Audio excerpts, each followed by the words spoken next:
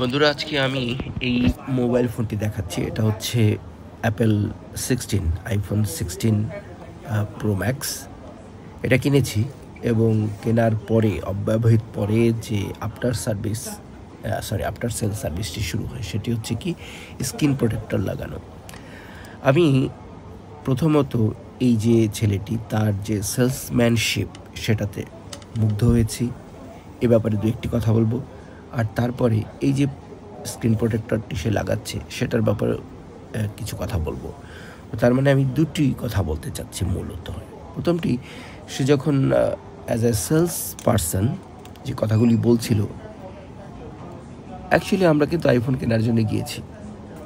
আমরা যখনই একটা বড় কিছু কিনতে যাই, আইফোন একটা বড় ইনভেস্টমেন্ট, তখন আমরা কিন্তু একটা মেন্টালিটি বানিয়েই যাই।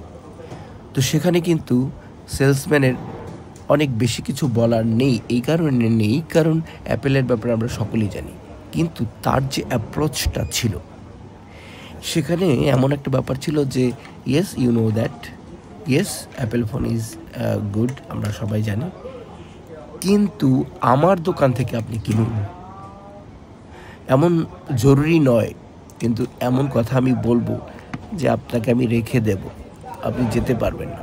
তো ওই যে এক্সট্রা অর্ডিনারি কিছু কোয়ালিটি একজন বিক্রেতার, একজন সেলস পার্সনের, এটা কিন্তু একজন ব্যবসায়ী হিসেবে আপনার অত্যন্ত জরুরি, number one. And number two, সেটা হচ্ছে এই যে সার্ভিসটা সে দিচ্ছে। অফকোর্স সে একজন এমপ্লয়ি, এটা তার দোকান না, এটা একটা চেইন বিগ ইলেকট্রনিক দোকান, কিন্তু একজন সেলস পার্সন হিসেবে তার যে দক্ষতা এবং এই যে অভিজ্ঞতার আলোকে যে সে কাজটি করছে, স্ক্রিন প্রোডাক্টে লাগিয়ে দিচ্ছে, এটি দেখে নির্দ্বিধায় বলা যায় যে তার যে কাজ সেখানে সে number one, he knows his job. এখন মার্কেট প্লেসে যখন আপনি এটা শো করতে পারবেন যে yes, you are the one who is